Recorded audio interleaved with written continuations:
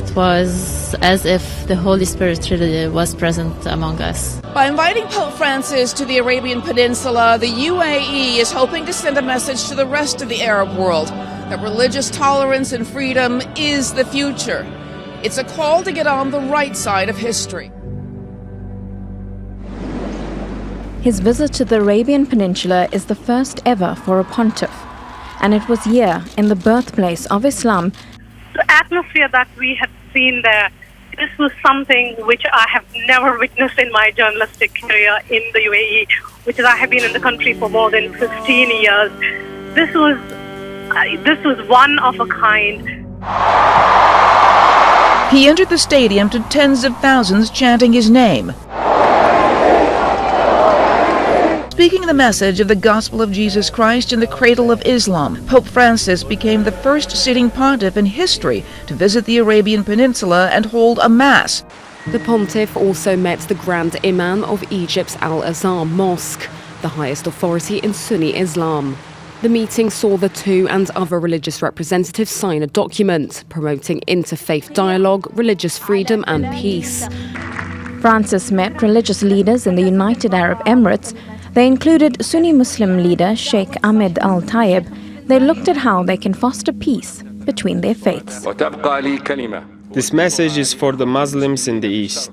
You must embrace your Christian brothers. They are partners in our nation and our siblings, whom the Holy Quran deems as close fellows. How important would you say the developments we're hearing about coming out of Abu Dhabi are on this trip?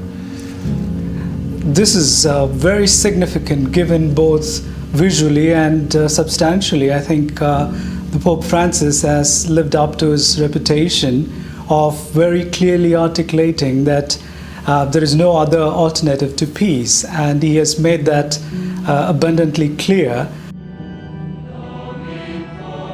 A historic event. For the first time ever, a Catholic Pope delivers Mass on the Arabian Peninsula. More than 130,000 people gathered inside and out the Zayed Sports City Stadium in the United Arab Emirates. He has a special charisma, which appeals to each one of us. Everybody is actually mesmerized by his appeal for peace and tolerance.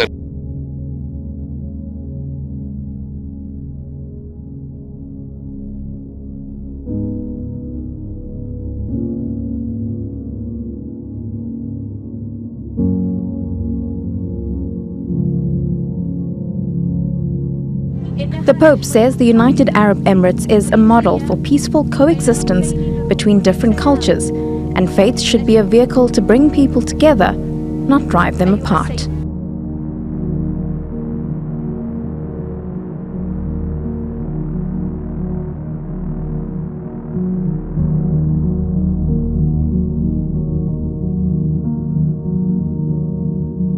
It is the first time that a pope has ever visited the Muslim-majority kingdom. Guards on horseback escorted Francis to the Crown Prince of Abu Dhabi's palace, while military aircraft flew over, trailing yellow and white smoke, the colors of the Holy See flag. The idea of the Pope visiting the Arabian Peninsula, the birthplace of Islam, was unthinkable a few years ago. Pope Francis was invited by Abu Dhabi's rulers. Local parish priest Reinhold Zahner says the pontiff wants to foster tolerance and promote a moderate brand of Islam. It's definitely a signal that he wants to build bridges. He wants to say, look, Islam is changing, it can change, and it also wants to change.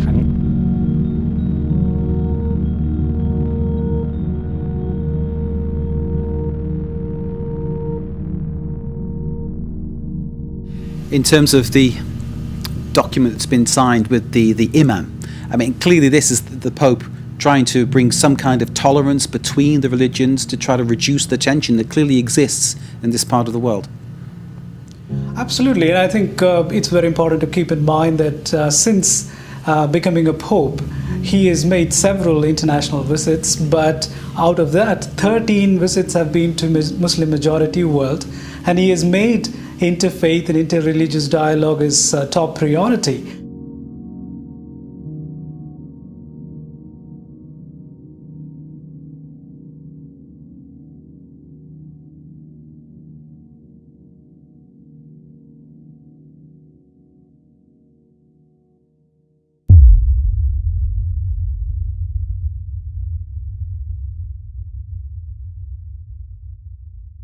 Your Highnesses, ladies and gentlemen, we are honored to listen to a papal message to governments of the world from His Holiness Pope Francis, the head of the Catholic Church.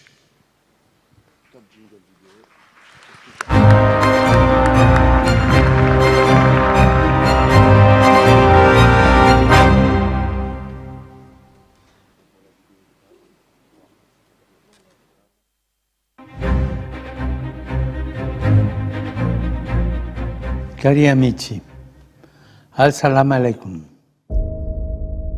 Lo credo possibile, ma solo se cresciamo insieme, l'uno a fianco all'altro, con apertura e rispetto, disponibili a farci carico dei problemi di tutti, che nel villaggio globale sono i problemi di ciascuno.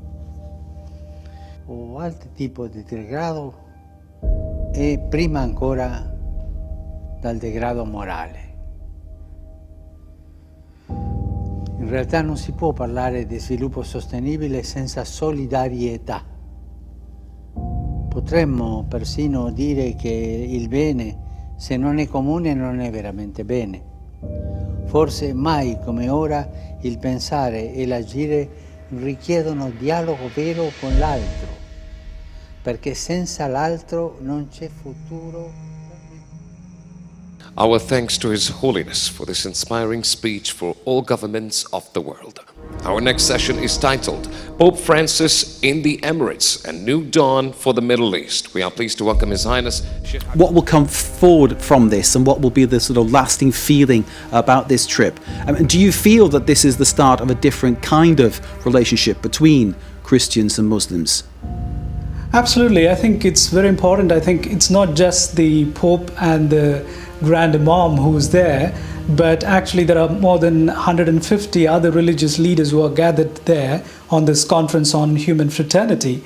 Therefore, I think there is a very concerted effort from the Pope as well as his like-minded leaders to encourage different faith communities to work together. And if you can just remember, just last year he was in Cairo speaking in a similar occasion, encouraging people in that part of the world to work towards peace. So he's slowly building up an alternative process, and I would call it as a peace process that he is initiating, which many world leaders are refusing to take up. I think in that sense, Pope Francis has taken up a very important leadership in the world.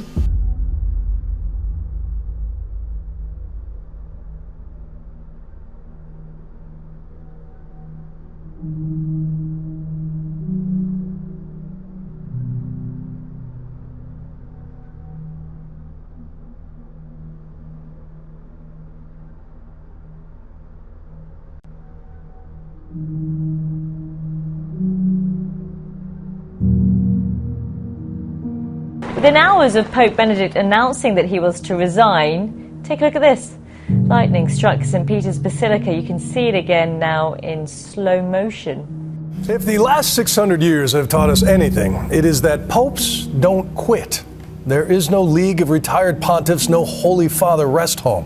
It is a job for life, or at least it was, until this morning, when over 1 billion Catholics did a collective double-take at the news that Benedict XVI had just given his 2 weeks' notice in Latin.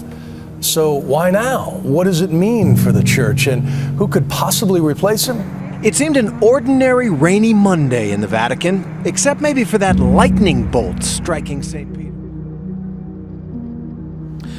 What is it about the man himself, Pope Francis? Many people talk about his humility, his different way of being a pope. Previous popes have been, well, for want of a better word, grandiose, I suppose. People talk about this man being more humble, more normal, an ordinary guy. Is that something, do you think, that plays well into his narrative when he meets these people, when he's trying to sort of put forward what he thinks should be the way of going forward? Absolutely. I think he's a people's pope in a sense.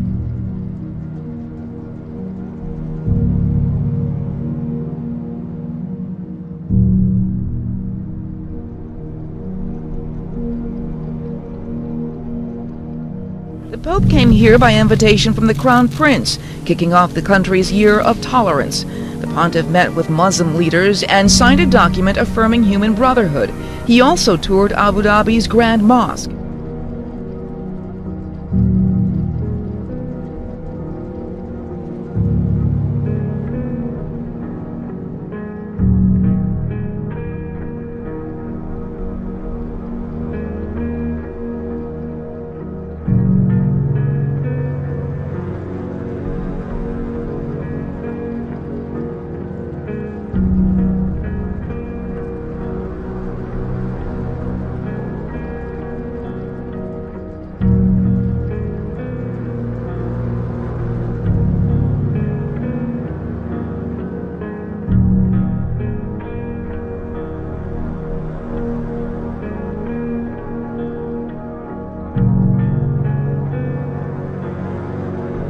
One final question, and obviously I can't leave this without asking a question about the scandal that's been dogging the church about child abuse.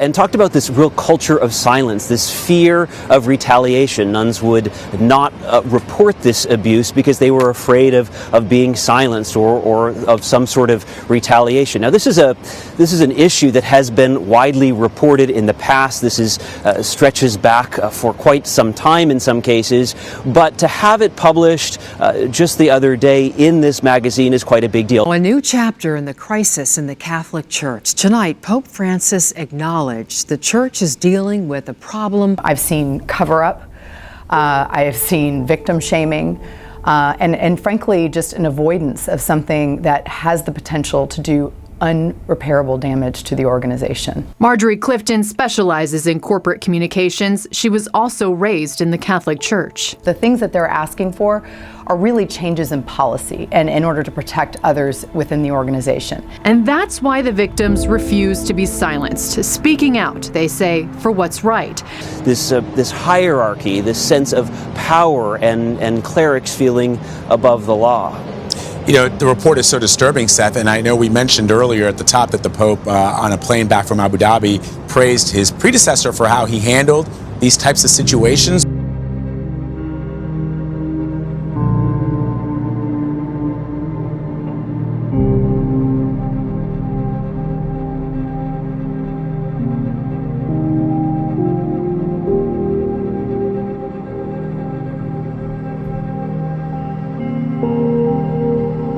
Pope Francis made the revelation about the abuse by clerics to the reporters on board of his plane yesterday, heading back to the Vatican for the United Arab Emirates. I think is enormously significant. If you think of this as a problem of secrecy and a culture of secrecy, having the Pope come out and say, I get this, I know it's a problem, I think is enormously significant maybe for the sisters themselves. Maybe they might feel emboldened now to break that silence. As a catalyst for change and reform in a church they still strongly believe in. This is not reflective of Christ's mission for us. One of the things as we talk about the beast of being a world leader, we can often overlook the fact that it also tells us, as we just read, that he is going to be a religious leader. That is a key influencer on the formation of a universal, one-world religious system. But it's really also a religious system, and I make that subtle distinction between spiritual and religious because religion is something that a person can follow without being spiritual at all. In fact, this system is really a man-made system, and it's a human-centric system that's focused upon people doing good things as the world would define them. In fact, when Paul spoke about this in 2 Thessalonians in the 2nd chapter, he gave us this description. He says, don't let anyone deceive you in any way, which is the first hint that there's going to be a lot of deception going on here. People are going to believe something to be a certain way, and it's not really true. That's what deception means. Revelation 17 gives further information describing this false religious system, where he says that he saw a great prostitute, which we feel is basically the false church, who sits on many waters. That means literally many nations, as it's defined later. With her, the kings of the earth committed adultery, and the inhabitants of the earth were intoxicated with the wine of her adulteries. And then the angel carried me away in the spirit into a desert, and there I saw a woman sitting on a scarlet beast that was covered with blasphemous names and had 7 heads and 10 horns. And the woman was dressed in purple and scarlet and was glittering with gold and precious stones and pearls. She had a golden cup in her hand filled with abominable things and the filth of her adulteries. And this was the title written on her forehead: Mystery Babylon, the Great, the mother of prostitutes and of the abominations of the earth. And I saw that the woman was drunk with the blood of the saints and the blood of those who bore the testimony of Jesus. And when I saw her, I was greatly astonished. And then he goes on to explain, the waters that you saw where the prostitute sits are peoples, multitudes, nations, and languages. Now, again, he says he's riding on a beast which has 7 heads and 10 horns. We know that that's the one world empire that's been described earlier. She rides upon it, literally being carried forward by this one world government system. But I find most fascinating is the fact that he refers to himself being greatly astonished as he beheld her in the vision. You see, the term harlot is a frequently used biblical metaphor for false religion. It really is, in a sense, what we would call a prostitution of the truth, a purposeful monetization, if you will, but also the idea to gain more power so that they can, or using religion to gain more power and influence over people's lives. In chapter 17, again, as we just read, there are several identifiers that say that this organization or entity is unique from any others that have gone before. The actual identity of this one world religion has been the object of debate since the first time that John wrote these words down and they began to be read in the churches. Especially because of the references that said things like she was dressed in purple and scarlet, glittering with gold, precious stones, pearls, and she held a golden cup in her hand. This is a picture, of course, the former Pope, Pope Benedict XVI, and I'm not saying that he is the Antichrist, but it's that comparison. He kind of has, all the necessary wardrobe that needs to go with being in that particular position. But again, I don't think that's a proof or a certainty. I just think it's interesting, particularly because it said she was drunk on the blood of the saints. Most, especially Roman Catholics, don't like to hear this, but it's simply a historical fact that more Bible-believing Christians have been killed by the Roman Church in their various persecutions against what they considered heresy than were ever destroyed by the Roman government. And that's just a sad fact with the Inquisition, and even the formation of the Jesuits was an organization or a group within Roman Catholicism to enforce Catholic doctrine around the world, and which is interesting, kind of ironic in a way, because we have the new Pope who is a Jesuit who is doing just the opposite. But let's let the video speak for itself for a few minutes, very short. La mayor parte de los habitantes del planeta se declaran creyentes. Esto debería provocar un diálogo entre las religiones. No debemos dejar de orar por él y colaborar con quienes piensan distinto. Confío en Buda. Creo en Dios. Creo en Jesucristo. Creo en Dios, Alá. Muchos piensan distinto, sienten distinto, buscan a Dios o encuentran a Dios de diversa manera. En esta multitud, en este abanico de religiones, hay una sola certeza que tenemos para todos. Todos somos hijos de Dios. Creo en el amor. Creo en el amor. Creo en el amor. Creo en el amor. Confío en vos para difundir mi petición de este mes, que el diálogo sincero entre hombres y mujeres de diversas religiones conlleve frutos de paz y justicia. Confío en tu oración.